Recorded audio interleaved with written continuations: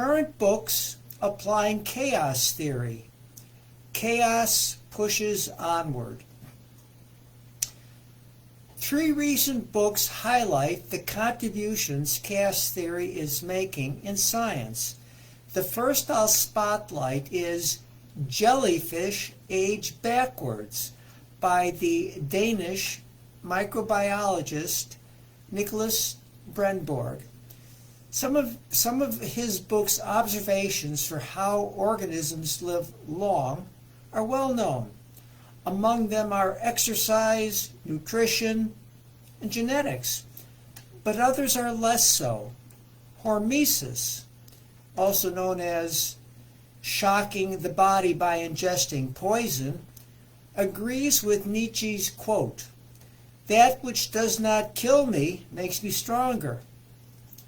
And for one species of jellyfish, shocking it with appropriate neurochemical signals will actually turn adults into hatchlings. The second book is The Primacy of Doubt by Tim Palmer.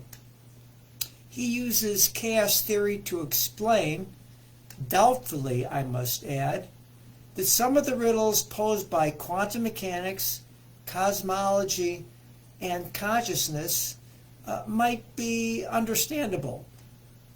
Did you know that planet Earth could be thrown out of our solar system someday? The book tries to show that fractal geometry might explain how multiverses in consciousness might have emerged from the Big Bang. Perhaps individual cells and clumps of matter think, because his invention of invariant set theory shows that man might have free will and God might exist.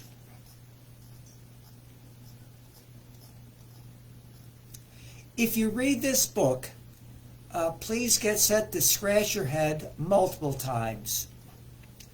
And the third book is another head scratcher, Galileo's Error, subtitled A New Theory for the Science of Consciousness. Its author is Philip Goff. It takes us into the convoluted conjectures about emergence of the universe, human consciousness, and even what God might be. All 3 of these books say that super or quantum computers are needed to support calculations that will give more precision to the error or doubt in their forecasts. And let me mention a recent PBS Nova documentary titled New Eye on the Universe, which highlights the latest findings of the James B. Webb Telescope. It does a great job explaining what the Webb is supposed to do. Look back in time all the way to the Big Bang. And how it does it is through spectroscopic analysis of redshifted light.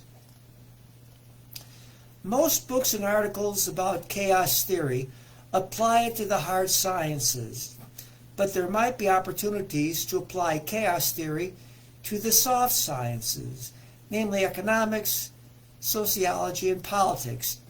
I managed to find a couple of such articles. The first is Political Systems Through the Lens of Chaos Theory. It says that society is a dynamical system that is always changing, always evolving, which means that a political system of governance can never settle down to a static set of rules.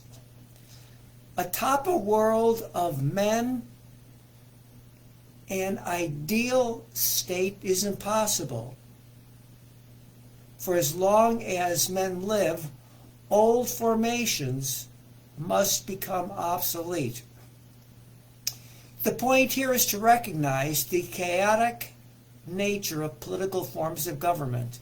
The implications of this idea is to reconsider how governments work.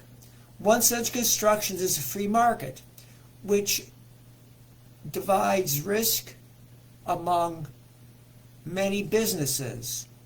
And another is the great man theory. Think of great men as strange attractors found in chaos theory. The great man theory is a 19th century idea popularized by Thomas Carlyle, who wrote that the history of the world is but a biography of great men. The second article is titled, "Can Chaos Theory Teach Us Anything About International Politics?" It references von Clausewitz's book on war. He seems to have an intuitive grasp of the idea of nonlinear systems and chaos. And he did this more than a century before anyone used those terms. In more recent times, ideas from chaos and its related subfield, complexity theory, influence the writing of Columbia international relations theorist Robert Jervis, who in his book Systems Effects argues that many social scientists don't adequately grapple with the fact that interconnected actors in a complex system can prolong results that seem vastly more or vastly less than the sum of the system's parts.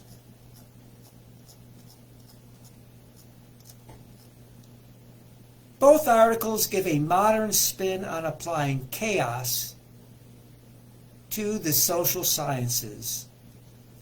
So my video gives you enough background to enjoy similar articles or watching other videos showing chaos in either scientific or social systems.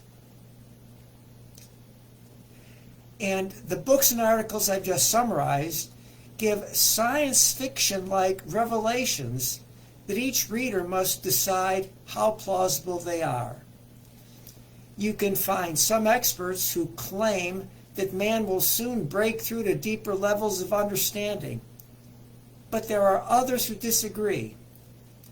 And I have pieced together what is called man's asymptotic limits for saying why some topics are beyond our grasp. And here are the components of man's asymptotic limits. The explosion principle, which says anything can be proved if somewhere in the argument a statement and its negation can be found. Neuroscientists and cognitive psychologists agree that our human brain can't handle too much complexity. For example, most people can't keep track of more than 7 things at once. And even the smartest mathematicians can't picture beyond the third order of infinity. Modern mathematical philosophers like Bertrand Russell and Ludwig Wittgenstein, they concluded that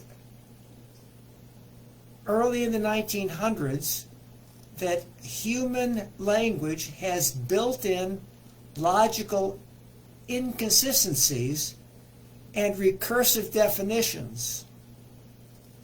And the mathematical philosopher W.V. Quine showed that we cannot avoid paradoxes, like the race between Achilles and the tortoise, or the paradoxes found in Turing machine calculations, that we can't eliminate these paradoxes by removing from our language constructs some of the inconsistencies found in our language. And then there's Kurt Gödel's completeness and incompleteness theorems. which show that even mathematics is inconsistent once it moves beyond first or second order logic of propositional and predicate calculus. In other words, there are mathematical statements that are true that we cannot prove, and there are theorems we may prove that are actually false. But we can put a positive spin on all this via asymptotic limits.